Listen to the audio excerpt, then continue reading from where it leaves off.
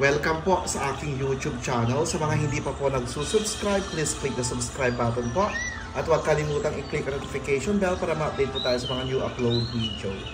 Ayan, today po ay magluluto po tayo ng pansit canton with sotanghon. Ayan, ang ating mga sangkap po, andyan po ang ating hipon. Mayroon po tayong chicken liver, mayroon po tayong pinalambot na chicken gizzard. Andyan po ang ating onion leaves, garlic, onion, nandito po ang ating repolyo, ang ating baguio beans, ang ating carrots.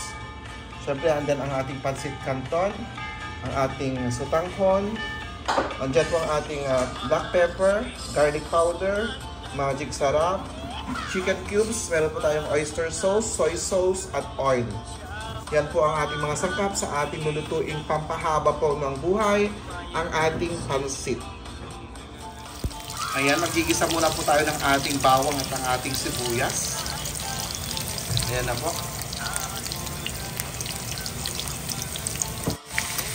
At yan na po, inigisa ko na rin po ang ating chicken gizzard at ang ating chicken liver. Ayan. Ayan po, ginigisa ko na po ang ating chicken liver, ang ating chicken gizzard, at ang ating hipon po. Pinaghalo-halo ko na po siya. Ayan. Ayan po, ginigisa ko na rin po ang ating mga gulay together with our chicken liver, chicken gizzard, at ang ating hipon po.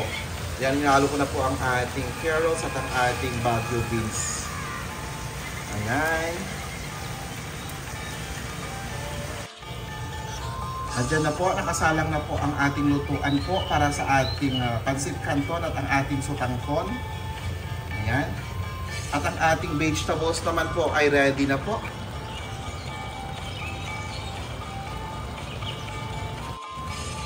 At ayan na po ang ating mga gulay. Ayan na po ang ating repolyo, ang ating baguio beans, ang ating carrots. Ayan.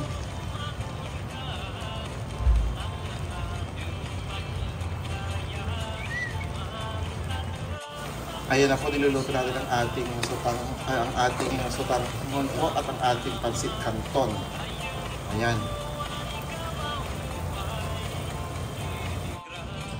At yan na po, inahalo ko na po ang ating konting gulay.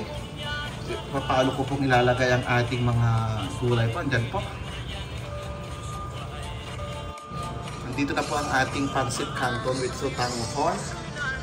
Ayan, paghalu-haluin lang po natin. Kunti na lang po, malapit na po. Malapit na po maluto. At ito na po ang ating finished product. Ang ating pansit canton with sotanghon. Ayan po. Kainan na!